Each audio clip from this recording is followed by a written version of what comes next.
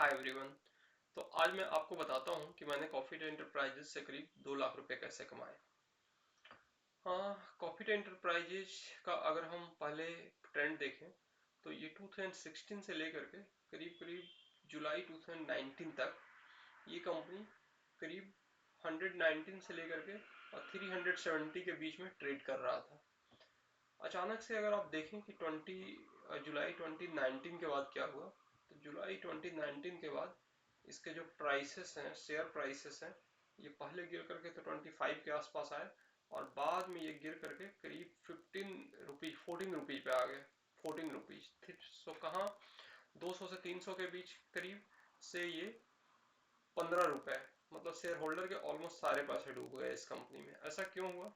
क्योंकि इनके पास काफी ज्यादा लोन था जो कि अचानक से पब्लिक के नोटिस में आया और बाद में इसके फाउंडर ने भी आत्महत्या कर ली। उसके कारण से ये जो पूरा का पूरा स्टॉक है वो क्रैश कर गया। बाद में उनकी जो फाउंडर थी उनकी वाइफ ने मोर्चा संभाला और इस कंपनी को ट्रैक पे लाने का कोशिश किया। ट्रैक पे उन्होंने लाने की भरपूर कोशिश की। उसके बाद अगर आप देखें तो जो कंपनी है वो 20 रुपये से लेकर के करीब करीब 80-85 रुपये के बीच में ट्रेड कर रही है। पहले अगर आप देखें तो अभी हम रिसेंटली देखें कि क्या हुआ, तो रिसेंटली ये कंपनी एक रेंज में ही कुछ कुछ ट्रेड करने लगी। अगर आप देखें तो ये कप विथ हैंडल पैटर्न एक बनाई है और बीच में एक reverse head and shoulder pattern भी बना के रखी है। अगर आप reverse head and shoulder pattern के हिसाब से देखें तो ऐसा लग रहा था कि ये कंपनी करीब करीब 83 के आसपास जाएगी और अगर आप कप विथ हैंडल के हिसाब से देखें तो ऐसा लग रहा था कि 114 के आसपास जाएगी। जो कि मैं एक इन्फ्लुएंसर को देख रहा था और उनका कहना था कि ये शायद कप विथ हैंडल और रिवर्स हेड एंड शोल्डर को फॉलो करके ये टारगेट हो सकते हैं करीब 83 एंड करीब 114। फिर मुझे काफ़ी कन्विंसिंग लगा। बट हाँ, स्टॉक मार्केट में कुछ भी हो सकता है, हम किसी को दोष नहीं दे सकते। तो ये ऐसा कुछ नहीं हुआ। ये कोई भी कप विथ हैंडल या फिर आप बोले तो रिवर्स हेड एंड शोल्डर को फॉलो नहीं किया और ये कंपनी धीरे धीरे गिरने लगी। बट मुझे ये कन्विक्शन था कि शायद ये 114 तक जाए या शायद ये 85 तक जाए। तब मैंने यहाँ पे पहले दो ट्रेड, हाँ, एक ट्रेड में 55 पे लिया, दूसरा ट्रेड करीब 50 पे लिया। बाद में मैंने इसे एवरेज आउट भी किया, एवरेज आउट में करीब 40 के आसपास किया। बट ऊपर जाने के बजाय ये स्टॉक नीचे ही जाता रहा। ये स्टॉक अगर आप देखें तो ये नीचे ही जाता रहा। इस ड्यूरेशन में मैंने इस स्टॉक को काफ़ी क्लोजली वॉच किया तो मुझे पता चला कि इस कंपनी में कुछ लिटिगेशन चल रहा है। उस लिटिगेशन के कारण ये डाउनफॉल है और अगर आप देखें तो काफ़ी ज़्यादा लोअर सर्किट भी लग रहे थे इस समय। जैसे ही वो लिटिगेशन खत्म हुआ और जो वर्डिक्ट था वो कॉफी डे एंटरप्राइजेज के फेवर में आया तो ये स्टॉक बढ़ना शुरू किया। कब से बढ़ना शुरू किया? ये स्टॉक करीब इसके आसपास बढ़ना शुरू किया। तो मैंने यहाँ पे फिर से एक ट्रेड लिया जब लिटिगेशन जो कि एक बॉन्ड होल्डर ने लगाया था कि कंपनी इंटरेस्ट नहीं पे कर रही है, पेमेंट रिपेमेंट नहीं कर रही है। तो ये सारे लिटिगेशन में जो एनसीएलटी का वर्डिक्ट था वो ये था कि company is in a good position, so it can repay the loan, so it can not be liquidated. तो ये लिक्विडेशन नहीं हो सकता। जैसे ये वर्डिक्ट आया तो मैंने इसे बाई कर लिया और उसके जस्ट बाद ही करीब कंपनी 27.39% सुटअप कर गई। हाँ, उसके बाद फिर कुछ ही दिनों बाद फिर से ये गिर गई क्योंकि ये स्ट्रेट अप मूव था। जैसे ही गिरी तो मैंने ये एक दूसरा ट्रेड लिया। फिर थोड़ा बढ़ा तो वो कुछ फोमो में को फील करते हुए मैंने ये तीसरा ट्रेड भी लिया। लिटिगेशन खत्म हो चुके थे और अगर आप देखें कि यहाँ पे और क्या चल रहा था इस ड्यूरेशन में, जो कि अप्रैल से लेकर के और जून का पीरियड था, जो ये पीरियड था। इस पीरियड में इसमें कुछ जो ये हैं एचएनआई हैं, वो भी इसमें घुस रहे थे ये दोनों क्वार्टर में। This one is the quarter 1 जो कि हमारा अप्रैल से लेकर जून तक का है FY26 का, और ये क्वार्टर 2 है। अगर आप क्वार्टर 1 और क्वार्टर 2 में देखें तो ये डॉली खन्ना जी हैं। डॉली खन्ना जी जून 2025 में रिपोर्ट में आता है कि 1.5% का जो इनका स्टेक है ये परचेज करी है कॉफी डे में, और फिर सितंबर में आता है कि ये करीब 0.5% और परचेज करी है, टोटल इनके पास 2.19% है। तो इस दोनों ड्यूरेशन में HNI भी परचेज कर रहे थे। फिर उसके बाद फिर जैसे ही प्राइसेस 20% के आसपास जा करके ये मैं देख रहा था कि ये बार बार थोड़ा थोड़ा बढ़ करके बार बार थोड़ा सा 20% बढ़ रहा है, उसके बाद फिर ये नीचे जा रहा है, फिर ये बढ़ रहा है, फिर नीचे जा रहा है, फिर ये बढ़ रहा है, फिर नीचे जा रहा है।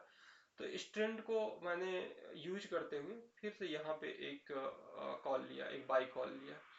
उसके बाद फिर से ये कंपनी जो है वो करीब एक दिन ग्रीन कैंडल के साथ 20% के आसपास बढ़ गई। बाद में वो कैंडल रेड में कन्वर्ट हो गया शाम होते होते, बट ये 20% के आसपास बढ़ी।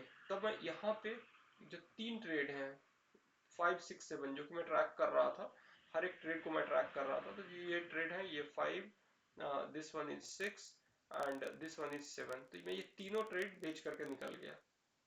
उसके बाद फिर से ये जब फॉल हुआ करीब जो 20% का अप मूव था उसको फॉल हुआ, तो मैंने फिर से यहाँ पे बाई कर लिया। और फिर उसके बाद करीब 50-51 के आसपास जब प्राइस पहुंचा तो यहाँ पे मैं बहुत सारे अपने ट्रेड्स को बेच दिए, जिसमें से कि ये सारे ट्रेड्स भी थे, trade number 1 and trade number 2, ये सारे ट्रेड भी मैंने बेच दिए। हाँ, क्यों बेचा? क्योंकि ये काफी स्ट्रेट मूव था और मुझे ऐसा लग रहा था कि इसके बाद जो प्राइसेस हैं वो गिरेंगे। तो क्यों न ये जो पुराने ट्रेड हैं जो कि almost negligible loss negligible profit में है उसको बेच के निकल जाया जाए। तो मैंने वही किया, उस बाकी जो दोनों ट्रेड थे उनको ऑलमोस्ट नेग्लिजिबल लॉस पे आप बोले तो मैं बेच करके और निकल गया। बट वो जो नेग्लिजिबल लॉस पे बेचा गया था वो परमानेंट सेल नहीं था, बल्कि जैसे ही ये प्राइस फिर से काफी नीचे आया तो इस लोकेशन में मैंने फिर से परचेज कर लिया, और उसके अलावा 3 एडिशनल परचेजेज भी किए। तो आज की डेट में मेरे पास अभी भी टोटल 5 ट्रेड्स इस कंपनी के पड़े हैं after booking lot of profit. तो जो और मेरा टारगेट है कि जो भी मैंने 2 लाख रुपए इससे कमाए हैं उस पूरे प्रॉफिट को मैं फिर से इसको री इन्वेस्ट कर दूं। जैसे अभी ये जो प्राइस है वो करीब इस एरिया में आ करके करीब 30-35 के आसपास आ करके और ट्रेंड कर रहा है। तो यहाँ पे अगर ये थोड़ा सा और नीचे जाता है, अगर वो 30 तक जाता है जो कि 10% नीचे है, या 35, तो इस बीच में मुझे ऐसा लगता है कि शायद परचेज करना चाहिए। अब मुझे इतनी कन्विक्शन क्यों है? अब इस कन्विक्शन का राज ये है कि अगर आप देखें कि ये कंपनी कैसे बिहेव कर रही है प्राइस टू बुक वैल्यू में, तो अगर आप देखें कि पहले भी ये कंपनी करीब, पहले तो जो 2020 में जो कोविड टाइम में ये करीब 0.7 के प्राइस टू बुक वैल्यू पे गया था, बट जिसको इग्नोर करते हैं क्योंकि वो काफी शॉर्ट टर्म में था। बट अगर नॉर्मल देखें तो 0.15, 0.15, 0.15, 0.15, ये कंपनी बहुत बार 0.15 को हिट करी है। और अगर अपर लेवल में देखें तो ये करीब 0.4, 0.4, 0.4, यहाँ भी 0.4 को हिट कर रही है। तो अगर आप देखें कि 0.15 से 0.4 के बीच में ये ट्रेड कर रहा है।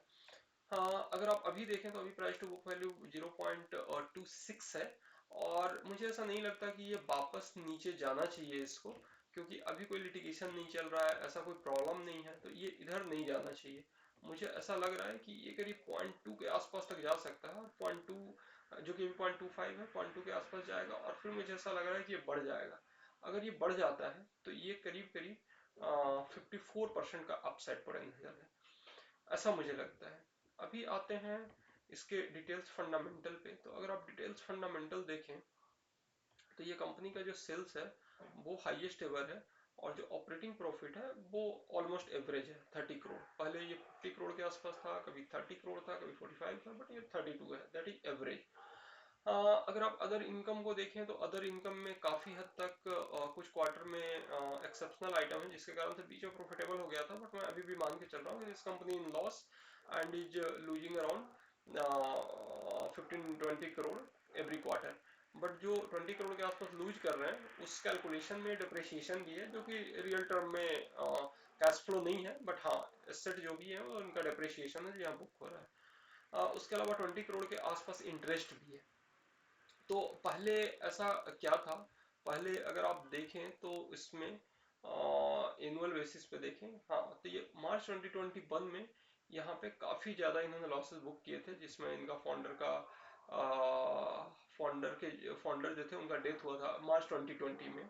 जो फाउंडर का डेथ हुआ था उसमें ऑपरेटिंग प्रॉफिट काफ़ी निगेटिव हो गया था, उसके पहले काफ़ी पॉजिटिव हुआ करता था और कभी 300 to 500 के बीच में ये ऑपरेटिंग प्रॉफिट हुआ करता था, जो कि अभी घट गया है और घट कर करीब 125 करोड़ का ऑपरेटिंग प्रॉफिट रह गया है, जो कि अभी ऐसा लग रहा है कि थोड़ा स्टेबलाइज हो गया है। बीच में थोड़ा बेहतर था बट अभी उतना के आसपास चल रहा है अभी। तो एक तरह से आप देखें तो कंपनी थोड़ा सा लॉस में है अगर आप ओवरऑल प्रॉफिट के हिसाब से देखें तो, बट ऑपरेटिंग प्रॉफिट के टर्म में देखें तो ये अभी भी प्रॉफिटेबल हो चुका है। अगर आप बैलेंस शीट देखें तो बैलेंस शीट में ये कंपनी का जो बोरोइंग था, जो कि पहले 5000 करोड़ के आसपास, 3000 से 7000 करोड़ के आसपास तक हुआ था, वो घट के 1000 करोड़ हो गया है, 7000 to 1000 करोड़, मतलब करीब आप बोल सकते हैं कि 1/7 रह गया है। उसके अलावा अगर आप फिक्स्ड एसेट देखें तो बहुत सारे फिक्स एसेट भी घटे हैं, जिनको बेच करके कंपनी ने बहुत सारे लोन चुकता किए हैं। बट अभी आप देखो तो करीब 500 के आसपास, अभी भी थोड़ा थोड़ा घट रहा है बट 500 करोड़ के आसपास इनका अभी भी फिक्स एसेट है। अगर आप रिजर्व, अगर आप बुक वैल्यू देखें तो 2400 करोड़ का रिजर्व है, 200 करोड़ का इक्विटी कैपिटल है, टोटल 2600 करोड़ का इनका बुक वैल्यू है। 2600 करोड़ के बुक वैल्यू की कंपनी करीब 700 करोड़, मतलब करीब करीब आप बोल सकते हैं कि एक चौथाई प्राइस में बिक रही है, जो कि यहाँ से भी एविडेंट है। Price to book value is 0.25, मतलब ये करीब अपने एक चौथाई के प्राइस में बुक वैल्यू के कंपेरिजन में बिक रही है।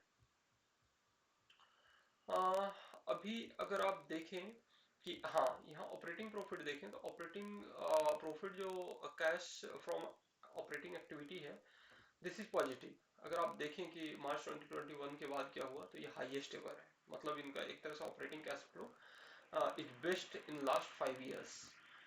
अगर आप इन्वेस्टिंग एक्टिविटी देखें तो पहले इनका अगर आप देखोगे तो ये अपना फिक्स एसेट को सेल कर रहे थे हमेशा से, ये काफी दिनों से, जब से इनका मार्च 2020 का प्रॉब्लम आया था तब से ये अपने फिक्स एसेट हर साल सेल कर रहे थे। बट अगर आप और उसके अलावा जो परचेजेस था वो पहले ये परचेज कर रहे थे करीब 2019 तक, उसके बाद उन्होंने परचेज करना ऑलमोस्ट कम कर दिया था। बीच में इन्होंने 8 करोड़ का परचेज किया, फिर 14 करोड़ का परचेज किया, अभी आप देखो तो ये 33 करोड़ का कुछ फिक्स एसेट परचेज कर रहे हैं। अगर आप यहाँ पे देखो तो ये इंटरेस्ट जो रिसीव कर रहे थे, जो कि पहले बीच में, पहले तो काफी ज्यादा था इनका क्योंकि बहुत सारे लोन ये दे के रखे होंगे, बट अभी भी आप देखें तो ये कमो बेश ठीक ठाक हो गया है, 3 करोड़ से बढ़ करके ये 18 करोड़ हो गया है जो कि इंटरेस्ट रिसीव कर रहे हैं। तो इस तरह से जो इन्वेस्टिंग एक्टिविटी है उसमें वो भी अच्छा है कि वो फिक्स एसेट खरीद रहे हैं और बहुत सारे इंटरेस्ट रिसीव कर रहे हैं। अगर आप cash flow from financing activity देखें तो ये अपना जो भी बोरोइंग है उसको रीपे कर रहे हैं, ये रीपे है बोरोइंग का, और यहाँ पे आप देखें तो इनका इंटरेस्ट जो है वो पे कर रहे हैं। तो ये भी ठीक ठाक चल रहा है जो इनका फाइनेंशियल रिपेमेंट है। तो अगर आप एक तरह से देखें तो ये कंपनी पहले की तुलना में काफ़ी अच्छे पोजीशन में है in terms of loan and all. अगर आप लोन का भी देखें तो लोन इनका करीब पहले जो 7000 था जो कि 1000 हुआ है, उसका अगर हम ब्रेकअप देखें तो उसमें इनका जो लॉन्ग टर्म बोरोइंग था वो बढ़ करके करीब 3000 करोड़ तक गया था, जो अभी घट करके 200 करोड़ हो गया है। और अगर आप शॉर्ट टर्म बोरोइंग भी देखें जो कि बढ़ के इनको 4000 करोड़ हुआ था, अभी घट के 700 करोड़ हो गया है। तो 4000 करोड़ से 700 करोड़ और यहाँ पे 3000 करोड़ से 200 करोड़, तो ये काफी अच्छे पोजीशन में है। बाकी कुछ लीज लाइबिलिटी वगैरह इनके 200 करोड़ रुपए हैं, जो कि शायद इनका जो बिजनेस मॉडल है वो चेंज होने के कारण हुआ, पहले इनका जरा भी नहीं हुआ करता था, अब इनका 200 करोड़ का लीज लाइबिलिटी है। उसके अलावा अगर अदर बोरोइंग्स देखें तो अदर बोरोइंग्स पहले काफी ज्यादा था, वो भी अभी खत्म हो गया है। तो वैसे आप देखें तो ये फंडामेंटली काफी स्ट्रांग हुआ है। अगर आप इन्वेस्टर को भी देखें तो पहले तो इनके जितने भी इन्वेस्टर हैं वो मोस्टली पब्लिक ही इन्वेस्टर हैं, बट हाँ पब्लिक में कुछ HNI हैं जो अभी भी टिके हुए हैं, जैसे आप ये देखें NIS मारिसस LLC देखें तो इनका 5% के आसपास स्टेक है। एक और जो है उनका 2.5% है। उसके अलावा जो डॉली खन्ना जी हैं जो नई इन्वेस्टर बनी है, उनका 2% के आसपास स्टेक है। तो अभी इसमें थोड़ा सा कुछ इन्वेस्टर का रिन्यूड इंटरेस्ट लग रहा है। उसके अलावा अगर आप DII का देखें तो ये पहले बीच में जरा भी इनका इन्वेस्टमेंट नहीं था, अभी करीब करीब 1.2% के आसपास इनका इन्वेस्टमेंट है। FII का देखें तो FII का इंटरेस्ट बीच में तो बहुत कम हो गया था, बीच में इन्होंने स्टेक बढ़ाया था, फिर ये स्टेक अपना घटा लिए हैं। तो FII जो है वो इसमें ज़्यादा इंटरेस्ट नहीं दिखा रहे हैं, बट DII इंटरेस्ट दिखा रहे हैं और कुछ HNI भी इसमें इंटरेस्ट दिखा रहे हैं। तो अगर आप, बट हाँ, इसमें बहुत सारे डिस्क्लोजर वगैरह भी यहाँ पे हैं जो आप एक बार चेक कर सकते हो कि किस टाइप के डिस्क्लोजर हैं। बट अगर आप देखो तो जो मेजर रोड ब्लॉक था इस स्टॉक का, जो कि एक इंस्टीट्यूशनल इन्वेस्टर की तरफ से इसको लिक्विडेट करने का मांग था, जिसके कारण से कि इसके स्टॉक्स गिर रहे थे, वो अब रीजन नहीं रहा। तो अगर वो रीजन नहीं है, ये फंडामेंटली ठीक ठाक पोजीशन में है, प्राइस टू बुक वैल्यू जो है वो 1/4 है, जो इनका बुक वैल्यू है उसके तुलना में प्राइस 1/4 है। और जो इसका ट्रेंड है, उस ट्रेंड के हिसाब से भी ये अभी काफी ज्यादा, जहां तक नॉर्मली था वहां से करीब करीब 20% के आसपास गिर चुका है।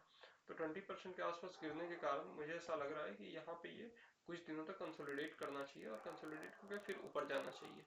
तो इस तरह से, इस तरह के एनालिसिस करके मैंने इस स्टॉक में करीब 2 लाख रुपए बनाए हैं।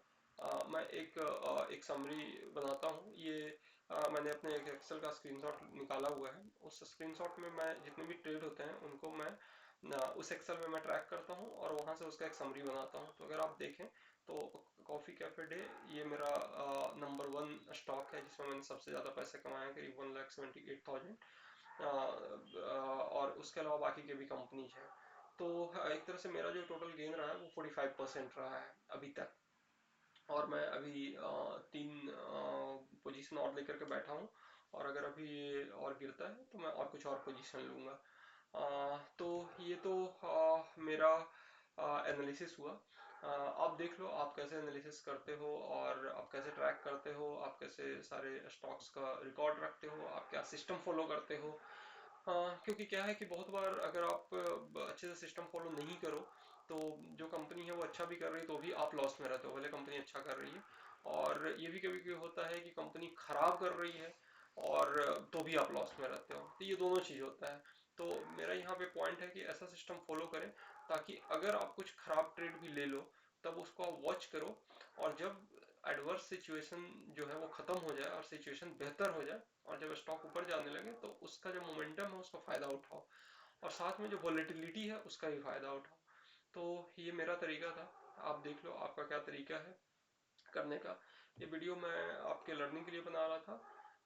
अगर आप इससे कुछ सीख पाए होंगे तो डेफिनेटली मुझे भी खुशी होगी। ओके, बहुत बहुत धन्यवाद, थैंक यू।